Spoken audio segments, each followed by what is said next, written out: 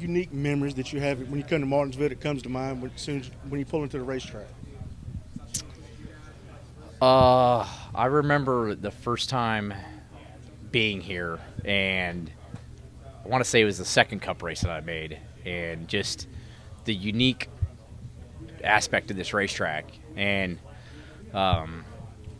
it took a few years to kind of learn it and get used to it, but this was always one of the places as a kid that I'd watch on ESPN or whatever the race was on, and always wanted to come to this racetrack. So it not the racetrack itself, but that feeling reminds me a lot like Bristol as well.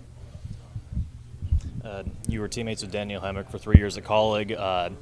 What relationship do you guys still have a good relationship now? And I guess how rewarding is it to see a former teammate, someone you're close with, find victory lane again like that?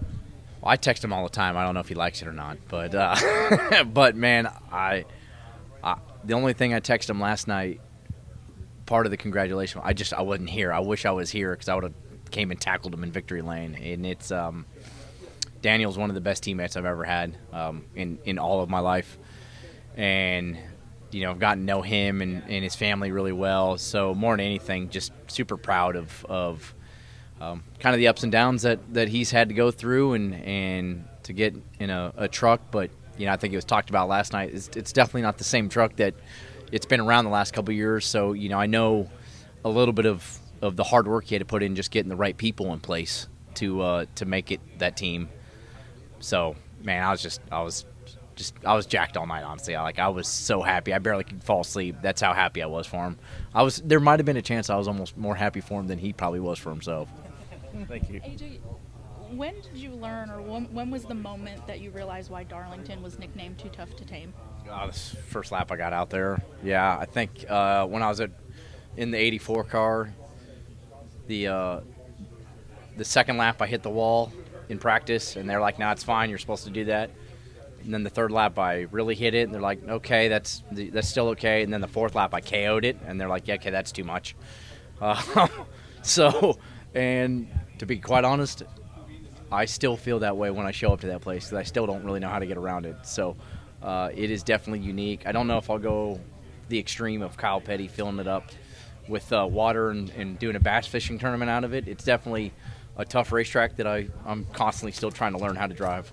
Is it mentally taxing, as people say? We hear that all the time. Oh yeah, I mean it's I think it's usually, especially during the summer, it's physically taxing too, just because of the heat. But yeah, mentally, because the biggest thing is there's, at least for me, I think guys like Denny and Kyle and those guys make it look easy.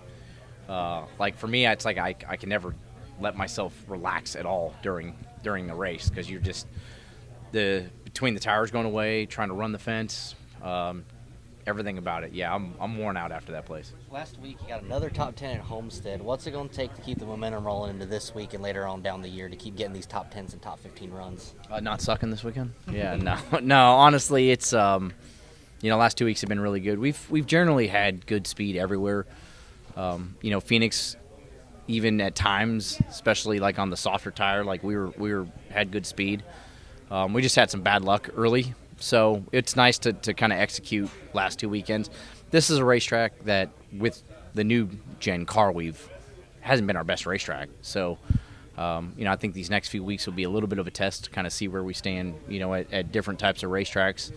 We know our mile-and-a-half program's pretty good. But, yeah, more than anything, just to execute it. And, we're just going to go out there and see where we stand in practice and qualifying, and then, make a plan there for the race and keep trying to do the same thing. Martinsville was one of your best tracks in Cup in the Gen 6 car. So I guess what are you, the team, I guess, what's kind of the missing X factor, with this new car now?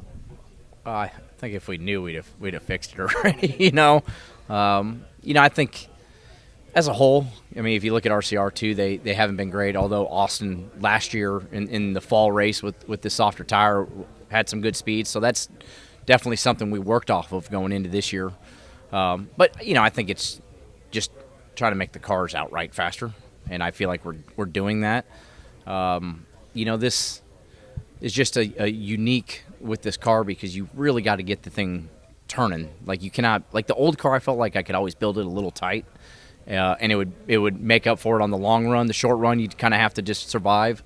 This car, you just got to keep constantly like a neutral balance and still not burn the rear tires off it. So we've just never found that balance. So hopefully we do that this time. What do you find? My Place Hotels is proud to be the official hotel partner of Frontstretch. With plush beds, in-room kitchens, and pet-friendly hotels, My Place makes for the perfect pit stop when traveling. Frontstretch fans can use promo code Frontstretch to save 10% on your stay at any of our nationwide properties. Sign up for our Stay Rewarded program to get even more savings. With My Place Hotels, don't just stay, stay rewarded. Kevin Nix with Frontstretch.com. Come back soon for more great racing videos, and if you like us, don't forget to hit that subscribe button.